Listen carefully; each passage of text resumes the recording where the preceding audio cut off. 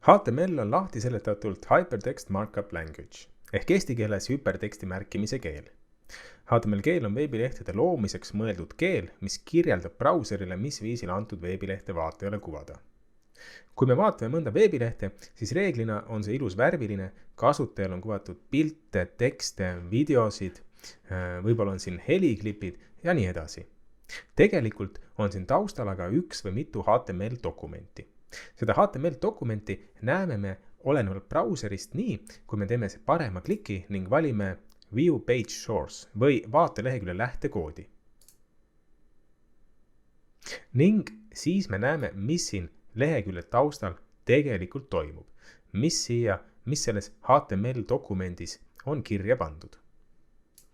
Vaatame ka ühe ülilihtsa HTML dokumendi näidet ning kuidas ta näeks välja brauseris.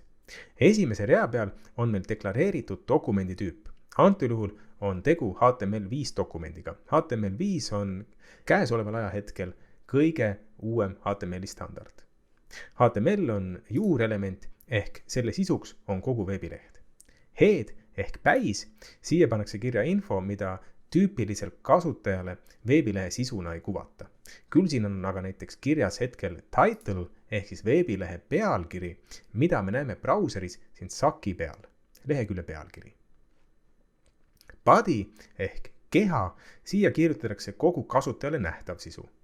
H1, heading 1, pealkiri 1 on esimese taseme pealkiri ja seda me näeme ka brauseris. P, paragraph, lõik on tekstilõik ja seda me näeme ka jällegi brauseris.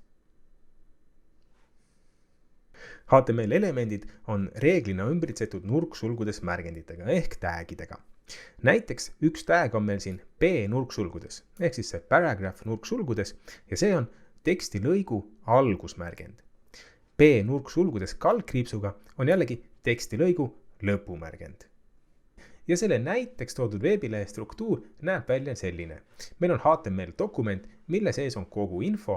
Meil on siin head ehk päis, kus meil on lehekülje pealkiri ja meil on body ehk keha, kus meil on välja toodud selle valge kasti sees see info, mida kuvatakse kasutajale brauseris. Meil on siin praegu heading 1, pealkiri 1 ja meil on 2 tekstilõiku.